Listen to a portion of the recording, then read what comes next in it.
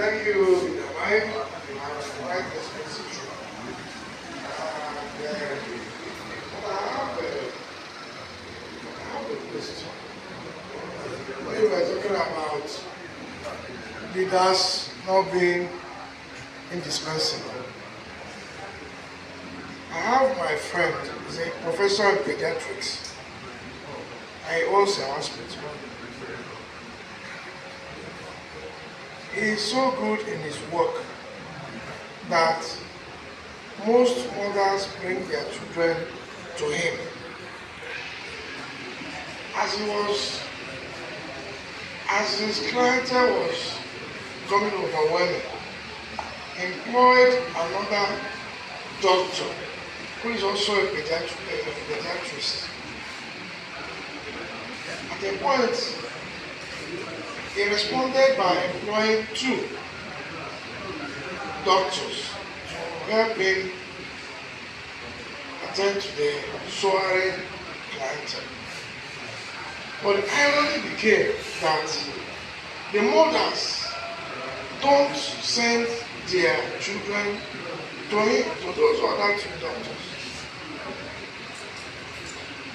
He will be begging them to take their children to those doctors in their different consulting rooms. They will all say no. They will wait until the man farts out. At some point, he continued paying their salaries, and he was feeling uncomfortable that he's paying them for doing nothing. Now, I was asking myself, is it that he's a bad leader? Could he be said, sorry, sir. Could he be said to be a bad leader? Because in this case now, he has almost become indispensable in that organization. Yesterday I was talking with somebody, and I was trying to reflect on this same issue. I asked that person, he said, if he goes to a place where he buys akara, and the person who he knows that does that akara very well, and is buying from what he is, if that person is not at that akara point, he simply walks away. So it's just a coincidence that this thing was going through my mind yesterday. So in view of your exposition, how can one manage to reproduce himself or become indispensable in such a delicate system and scenario? Thank you very much. Thank you so much. Very good question. I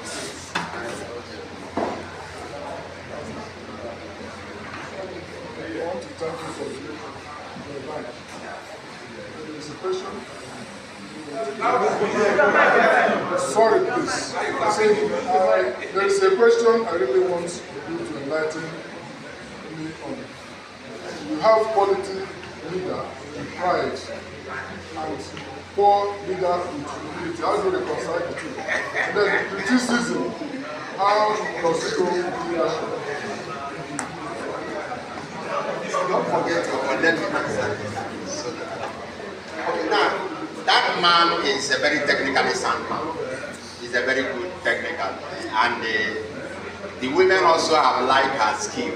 Again, there is something also that might have made the women also like to go to her. I told you the other time that one of the reasons people go to church is because of the personality of the person. There is a personality aura of that doctor that makes those women prefer taking their children to him. Now, what that man should do now is to try to make his leaders mentor them well.